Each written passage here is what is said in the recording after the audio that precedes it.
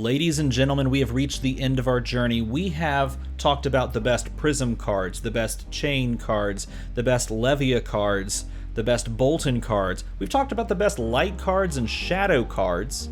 Now it's the best of the rest. I couldn't think of a better name. This is just the best of the rest. Look, here's what I did. I picked one card from Brute. I picked one card from Runeblade. I picked one card from Warrior, and then I picked one more card that I thought was good because we technically covered the Prism, like the Illusionist class cards. So these are all just the class cards, non-talented class cards. That seems so mean to say, the non-talented class cards. Anyway, I picked one of each of those, and then I picked 4 generics, okay? 4 really just good generics from the Monarch class. I didn't really put them in any order.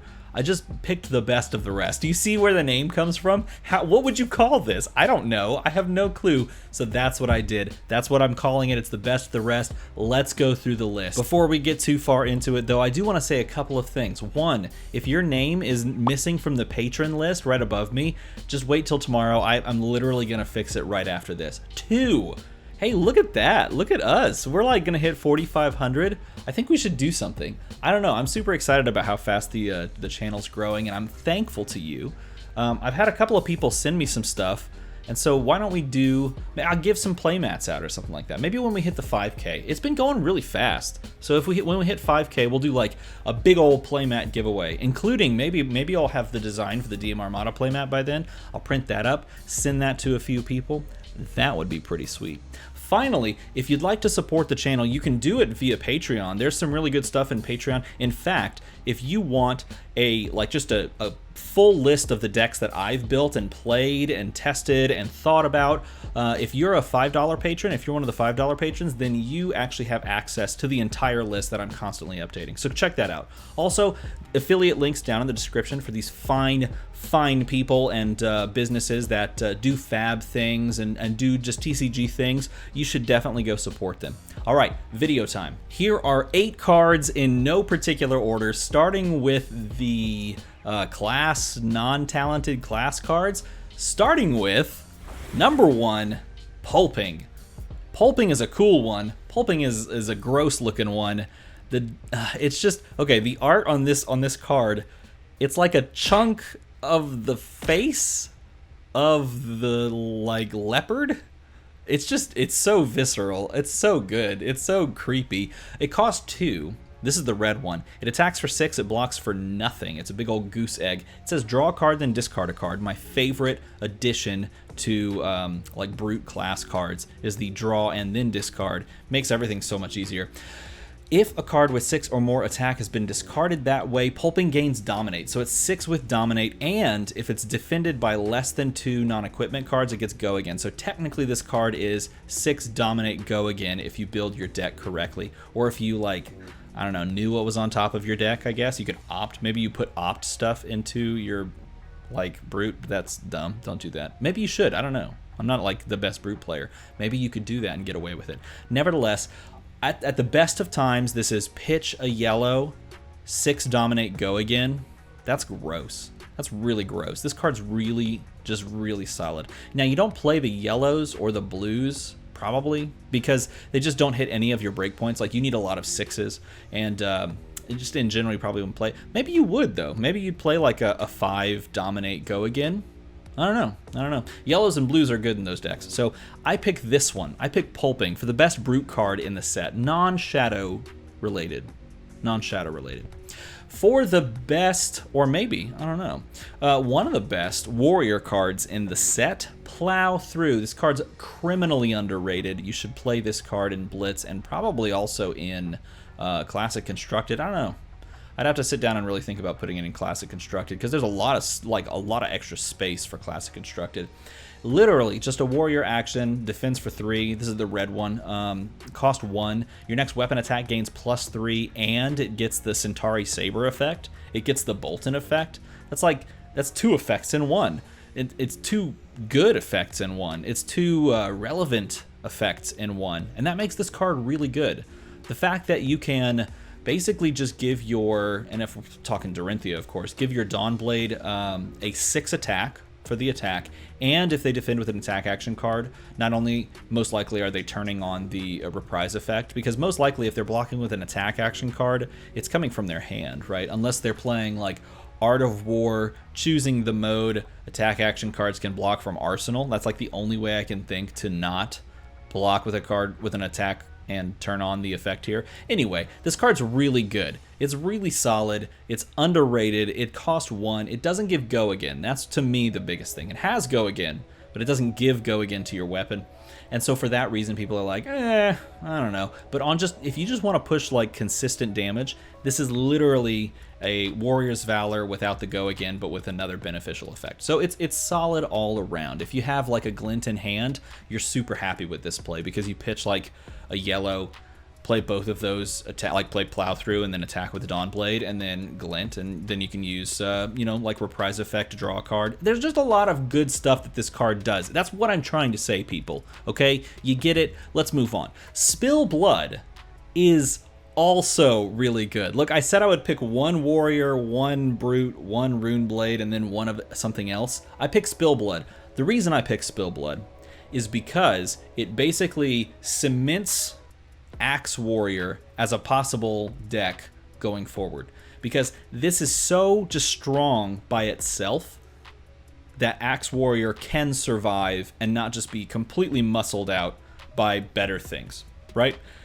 Axes you control gain +2 and dominate. If you print any axe after this, this card will be played. If you don't ever print as LSS, if you don't ever print an axe again, you can still take both hatchets and you can still like swing for 4, dominate, give it go again, swing for 4, really it'd be 5 if you swing with the other one, dominate, go again, like giving them go again somehow. It's just like this card is enabling an entire archetype to exist, and because of that, I put this very highly on my list of cards that I really like from this set. It's one of the, I'm a sucker for cards that enable archetypes. And this is exactly one of those. It's like a build-around card. It totally enables a new use of a weapon. It's very powerful by itself, so you don't even need to worry about combos. It gets even better with combos. Super choice card. Super choice card. And the final of the class, non-talented class cards, my favorite is Sonata Arcanix. Okay, this card is my favorite in the... Will I say it? Will I say that? Well, should I put those words out of my mouth? Yes, it's my favorite card in the set. I'll do it. I will stake my claim. I think Sonata Arcanix is my favorite card in the set. It's for the exact same reasons as Spill Blood. Spill Blood is cool because it enables an archetype. It's a build-around card. You build your deck around axes, okay? And giving your axes go again, and then, +2 dominate whenever you have a chance. But it makes Axe Dorinthia or Axe Weapon just warrior, right? Sonata Arcanix does the exact same thing for Runeblade. And for me, in an even more interesting manner, because now not only are we, playing Sonata Arcanix to like try to win the game on the turn or just deal massive damage on the turn, we're also building our deck in a completely different way than we ever have before. Well, I shouldn't say ever. I mean, we did have a moment, like right after Arcane Rising came out, where people were like, let's try to make Tome of the Arknight really good. And so they tried to like do that, and it just found out, it's not that great. I mean, just by itself. But Sonata Arcanix is great by itself, and it does encourage you to do exactly what you did prior, where you build your deck in a completely unique way.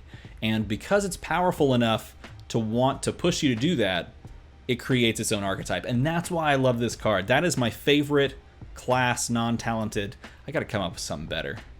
It's my favorite one of this set. So those are the 4 class cards. Now let's talk about, in my opinion, the 4 best generic cards in Monarch, starting with Minnowism. I don't know if you would have thought Minnowism was on this list, but it is, and it is solid. Minnowism is a really cool card.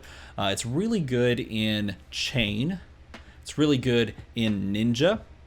It's really good in Ranger. Basically, name me a go-wide class or a class that you could turn into a go-wide class, and it's really good in that. I mean, heck, if you wanted to play Blitz Kasai that has attacks, then you could put Minnowisms in there. You could. I mean, it works. Because oftentimes the attacks that you'll build around Minnowism get super strong. Now, technically, like Blitz, I won't get into the minutia. Blitz Kasai, maybe you try to run like reds that attack for 4, but You could run all yellow, for example, Azalea. You could run all yellow arrows and then play Minnowism off of those, because almost all the yellow arrows attack for 3. And then all of a sudden you have a completely different deck because you're running yellows. Then you don't run certain cards, and you're able to use like more resources to do more things. And so all of a sudden your deck starts to change a little bit just from the inclusion of this one card. And that's cool. That's what's cool about Minnowism. So this to me is one of the coolest, one of the best cards in the generic slot of Monarch. Followed by, or I guess next up we should say, is Rouse the Ancients. Rouse the Ancients is a card that I looked at and I went, that's kind of a meme. Yes, it fits in Guardian. Like when they spoiled it, I was like, yes, it fits in Guardian. But like, I don't know. Do you want to pay 3 for a 7 with Go Again and then probably not have stuff in hand to do other stuff with? Yes, you do. Yes, you do, because you'll pitch, and I didn't think about this, you'll pitch 3, play Rouse the Ancients, reveal 13 attack, and then you'll pitch another card from hand after attacking for 7 with Go Again and swing for 6 with the Anothos. Why didn't I think of that? I don't know. Heck, you could just keep going.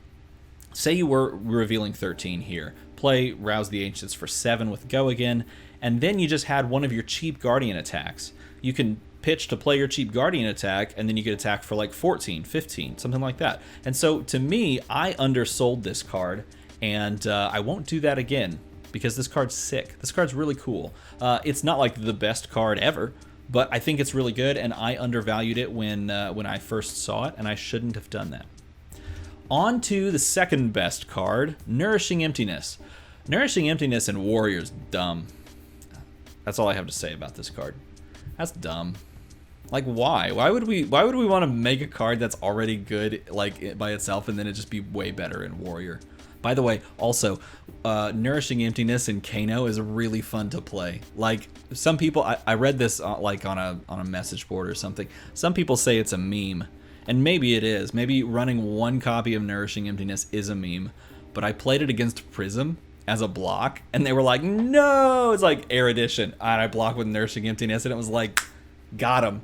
And then I played it in a second game. I played it, and they couldn't do anything because they don't have physical block on their equipment. So they block with a card from hand. 5 intellect, baby, and then we just popped off. Actually, I think we just used all of our cards to defend the next turn and didn't take any damage. Nevertheless, that card's, if it's a meme, I'm gonna let that meme be a dream, because that card is fun in Wizard. Card's good. Finally, Exude Confidence is the sleeper hit of the set. That is a hot take, maybe? I don't care. I'm saying it. This card's really good. I talked about it in a Channel Fireball video. This is going live before the Channel Fireball video. Spoiler alert, it's in the Channel Fireball video. This card's really good, like just straight up. If you play any class that accesses Snapdragon Scalers, then this card is like, I don't want to call it a bomb, but I kind of do want to call it a bomb. It's a bomb. Because you can start your turn, like let's say you're playing Chain. You can start your turn with Exude Confidence and just tell yourself, I'm going to pop Snapdragon Scalers. If they don't block with a card that has equal or greater attack, they're never going to play a defense reaction on anything that I attack with this turn. So any class that goes wide can play Exude Confidence with confidence. Yes, I did that. I went there. Because you guarantee that your opponent can't defend with defense reactions. And we're going into a meta where defense reactions, I think, are going to see a lot more play, because against Chain, you could try to go super defense reaction heavy and then deck them out. If they're a better player than I am, then they may not fall for that. If it's me, I may fall for that every time. I don't know. But you can try that strategy where you just jam a bunch of sideboarded defense reactions, unmovables, things like Sink Belows and Fate for Scenes, and then you can just like deck them out by playing a bunch of defense reactions. This card totally just pushes it away. I was going to say something mean, but I shouldn't. Totally just destroys that strategy, because if their hand is full of defense reactions, then this guarantees that they are not going to play any of those cards on that turn. If they've arsenal defense reaction, then they're not going to get that out of their arsenal, and their turn is going to look a lot weirder. Heck, if you're playing like big Runeblade, like we saw on the official LSS Flesh and Blood YouTube channel, then this can do crazy stuff. Just the fact that you can pitch a blue and give this +2, and then do it again and again. You can do it as many times as you want, as many blues as you have in hand. Makes this like just a really weird threat to deal with. It's like it attacks for 4, snap dragon, keep going. It's great for go wide. It attacks for 4, pitch a blue, pitch a blue, pitch a blue. Spoiler alert, this is going to hit you in the face really hard. So like because of that, and because it's like one of those weird gadgety cards, I think people kind of sleep on this card, but no, it's here to stay. I think it's going to be played pretty highly. You should consider putting it in the sideboard of your deck, depending on what your deck likes to do. And yeah, you should buy a few of them if you don't have them. They're pretty good. They're pretty good. So that's what I got for you. That's the best of the rest. We've gone through every single Monarch category. We've covered Monarch up and down is what I'm trying to say. So if you want to watch any of those videos, throughout this video I've been putting little cards up that link you to those. Feel free to jump on one of those and kind of watch all the way through them, get your opinions of this set, kind of get an idea of what you're looking at, what classes you may want to play, what cards are good for those classes. If you enjoyed this video, hit the like and the subscribe. I'm going to be putting out more videos like this, more series like this. We're going to do it for Tales of Aria, so if you want to see when Tales of Aria starts getting spoiled, feel free to hit the like and the subscribe. You'll get notifications as long as you hit the bell. I never hit the bell. I shouldn't say that on YouTube, but I never hit the bell. That's not true. There are a few channels that I have hit the bell on because they're sweet. They're good channels. Some good flesh and blood stuff out there. Anyway, as always, everybody, thanks for watching.